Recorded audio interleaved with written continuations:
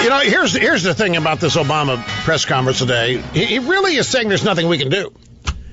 He says, and he said, I haven't heard any better option. Can you imagine Ronald Reagan? Can you imagine Churchill? Can you imagine Margaret Thatcher saying, I haven't heard any better options? I haven't heard anybody else better idea. I mean, I'm willing to listen to any idea we got out there. Those are from Republicans, of course, because they're crazy. But other than that, I haven't heard any ideas. You got any better options?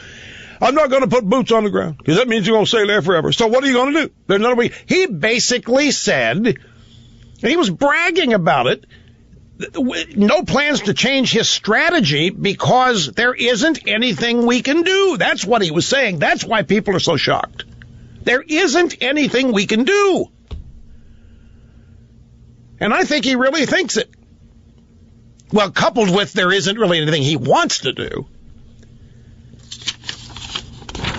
We put together a little skit in advance of the press conference about what it was going to be, and this is what we came up with. And now, the President of the United States. My fellow Americans, even after the events in Paris, you still have no reason to fear ISIS or ISIL, the official JV team of terrorism. They pose absolutely no threat to our country because from day one of my administration, we have reached out to show our peaceful intentions. In the last 7 years, we removed our troops from Iraq, let their friends out of Gitmo, and tried to turn NASA into a Muslim outreach program. Now, we are building on that record of achievement by welcoming into our country tens of thousands of people who self-identify as Syrian refugees. So there is no reason for panic or increased security on our borders, because I'm the one who got bin Laden, Jihad John, and ISIL is still contained in Iraq. Let us get back to the important work of stopping global climate change and ending hurt feelings on American university campuses. Continue to go about your daily lives as if nothing has happened, and I promise to do the same. Thank you. And there you have it.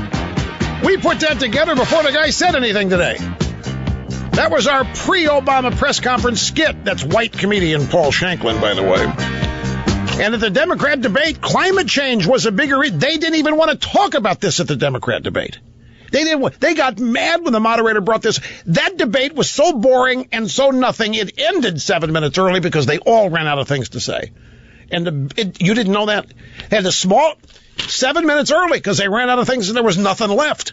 They didn't want to talk about foreign policy much. To the extent that it came up, Bernie Sanders' climate change is the reason all this terrorism is happening, because the terrorists are too hot where they live because of climate. They're moving to cooler places, which is Northern Europe, Scandinavia, Germany.